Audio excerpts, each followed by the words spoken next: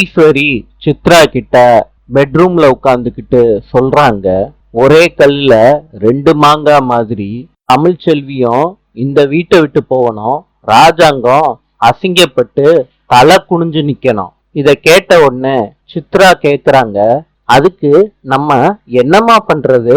ஈஸ்வரி குடுகுடுப்புக்காரங்கிட்ட போன்ல பேசுறாங்க. ஈஸ்வரி சொல்றாங்க, நான் சொன்னதெல்லாம் உனக்கு ஞாபகம் இருக்காயா?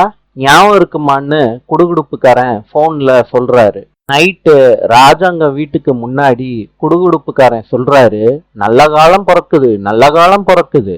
இந்த வீட்டம்மா வகுத்துல வர்ற வாரிசு கண்டத்தை உருவாக்க போகுது. இத கேட்ட உடனே வெள்ளத்தாயி ஆடி போயிடுறாங்க. இதுக்கு என்ன பண்றதுன்னு கேக்குறாங்க.